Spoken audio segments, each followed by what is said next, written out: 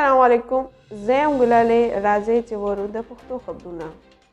د پاکستان وزیر اعظم ښاغلی عمران خان جهانګیر ترین سره رابطه وکړه او سینټ الیکشن کې مرسته واوښته. تفصیلاتو مطابق جهانګیر ترین ښاغلی عمران خان سره ګیلې شکوې هم وکړې، خو خیر دی څه خبره نه ده، زه بیا هم تا سره مدد به کومه او میشن باندې کار شروع کو. سینٹ الیکشن متعلق صدارتی ریفرنس سپریم کورٹ کې سماعت شوی دی.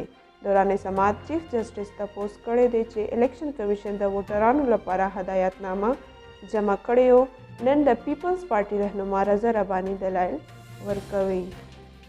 اسامه ستی قتل کیس ملزمان باندې فرد جرم عاید به کیږي. اسامه ستی قتل کیس کې نن سماعت او سماعت کې 15 ملزمان پیش شوي دي او فرد جرم به عاید کیږي. انویسټیګیشن افسر عدالت کې چالان پیش کړو. عدالت په ملزمان باندې جرم عاید کولو فیصله وکړه. پېښور کې 8 ملزمان ونیول. آئس چرس او اسلحه برآمد شوه. تفصیلاتو مطابق کیپټل سٹی پولیس مختلف کاروایونو کې دوران بیل دندې کې ملوث نور 8 ملزمان ونیول. گرفتار ملزمانو کې منشیات سمګلر هم شامل دي.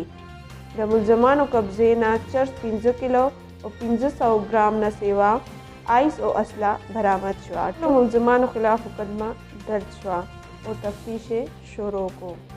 BRT ټول کار په تنازع باندې د کانټراکټر کار نه انکار وکړو. تفصیلاتو مطابق BRT پاتې ټول تعمیراتي کار په تنازع باندې د کانټراکټر د BRT روډ پېښور او 3 میگا شاپینګ پلازو کار نه انکار وکړو. په دې وجه 3 بسونو ډیپوز پر 100 میاشتو نه کار سم نه کیږي.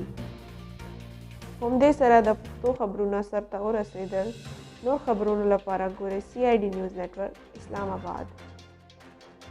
ګرانو پښتنو، خپله پښتو ژبه وړاندې کې خپل خیال ساتئ او د نورو هم وګورئ CID نیوز نټورک اسلام آباد. الله پامان. You are watching CID News Network Islamabad.